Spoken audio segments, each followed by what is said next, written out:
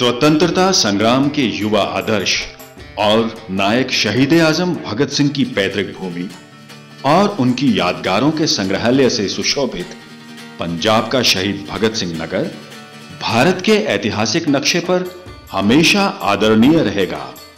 यहां की मिट्टी की खुशबू आज भी शहीद आजम के ऊंचे विचारों की गवाही देती है। कन्या भ्रूण हत्या जैसे अपराध और घोर पाप को रोकने में यह जिला देश के लिए एक आदर्श के रूप में प्रस्तुत हो रहा है। बेटी का जन्म धरती पर जीवन का आधार है। मां, बेटी, बहन और पत्नी के रूप में बेटियों की सामाजिक व्यवस्था और पारिवारिक रिश्तों में भूमिका बड़ी महत्वपूर्ण है। लेकिन समाज में बढ़ती हुई दहेज की प्रथा और लड़कियों की असामाजिक तत्वों से सुरक्षा के भय से बेटी के जन्म से परिवार खुश होने के बजाय दुखी होते हैं। अब बेटी को कोख में ही मारा जाता है।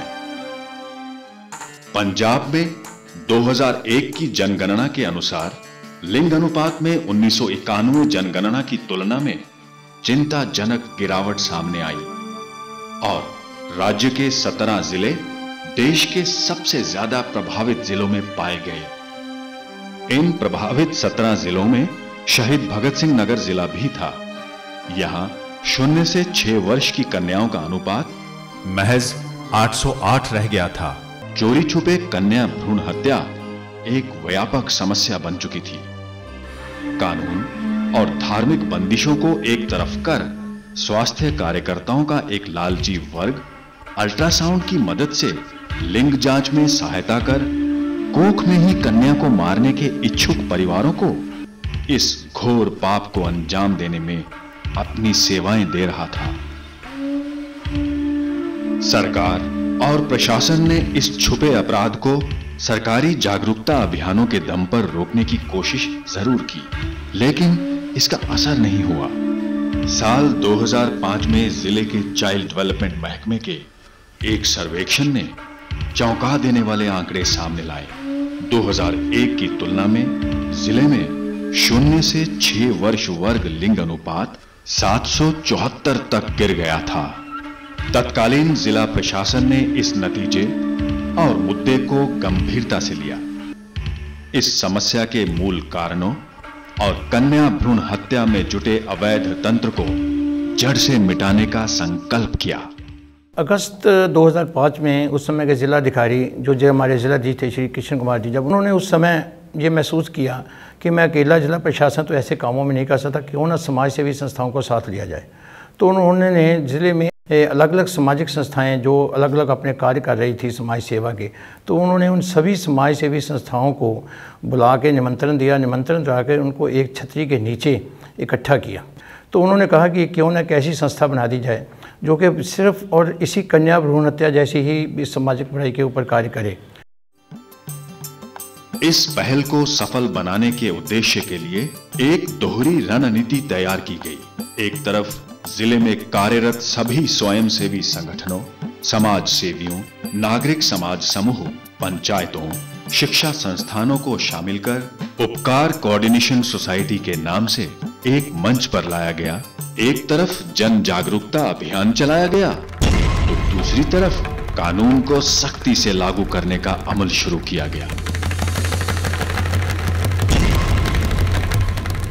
जिले के डिप्टी कमिश्नर ने इन दोनों कार्य समितियों का नेतृत्व स्वयं किया। उपकार कोऑर्डिनेशन सोसाइटी के साथ मिलकर लक्ष्य निर्धारित कर दिए गए और डीसी कार्यालय में रिपोर्टिंग, निगरानी और चिंतन बैठकों का दौर शुरू हुआ। कन्या भ्रूण हत्या के अपवित्र तंत्र पर प्रहार करना आसान नहीं था। इसकी जड़ें काफी गहरी थी। जमीनी स्तर पर सरकारी स्वास्थ्य कार्यकर्ताओं में बहुत से लोग बिचौलिए का काम करते थे। कुछ भ्रष्ट अधिकारी इस अपराध में लिप्त डॉक्टरों और क्लिनिकों को संरक्षण देते थे। इन दोनों में परिवर्तन लाना बहुत जरूरी था और ये तभी संभव था जब इनमें कानून का भय पैदा हो और जनता इन्हें बेनकाब करे।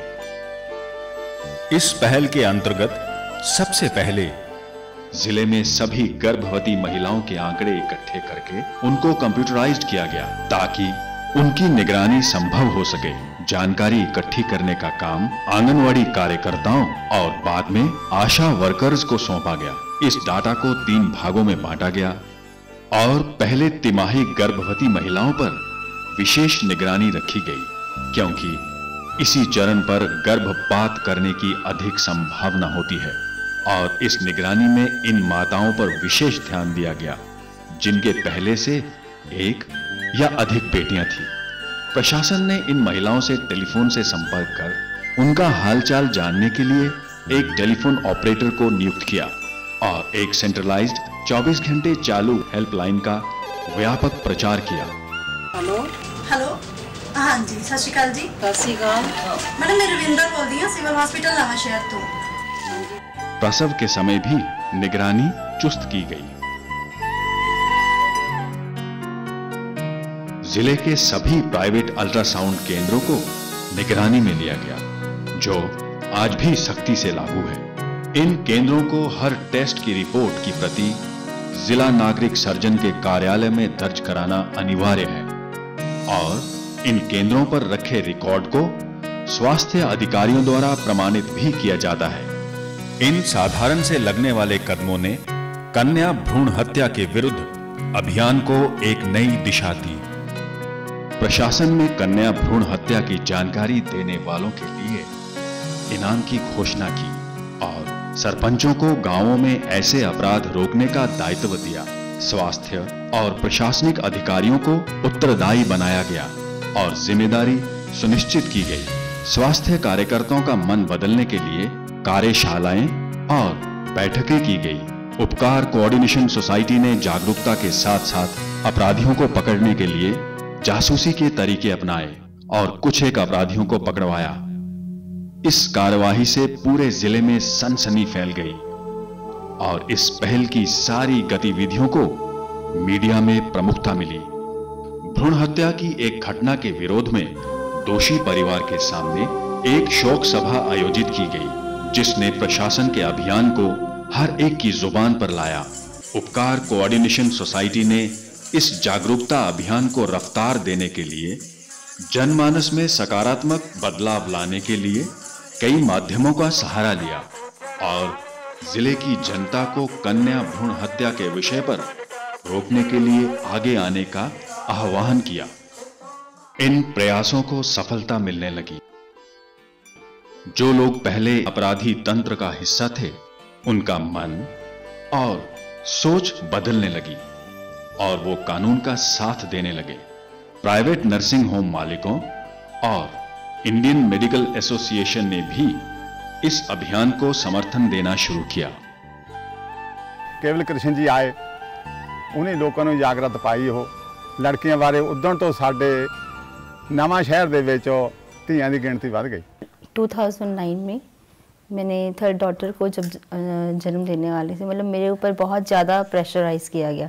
मेरी 2 डॉटर पहले से थी, तो कि भी पहले तो उनकी टेस्ट करवा लिया जाए, पता चले कि भी क्या है। मुझे फिजिकली असॉल्ट भी किया गया। माहौल को देख के मुझे प्रेरणा मिली कि अब मुझे जो है किसी भी दबाव में नहीं आना। चाहे मेरे पास 2 बेटियां आ गई हैं, पर जो भी हो, चाहे बेटा हो चाहे बेटी हो, मुझे उसको जन्म देना है और उसको अच्छी परवरिश देनी है और समाज को ये मतलब जवाब देना है कि बेटियां जो है वो किसी से कम नहीं है।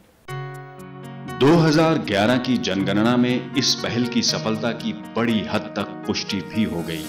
जिले का लिंग अनुपात 954 तक पहुंच गया और 0 से 6 वर्ष में 71 अंकों की बढ़ोतरी हुई।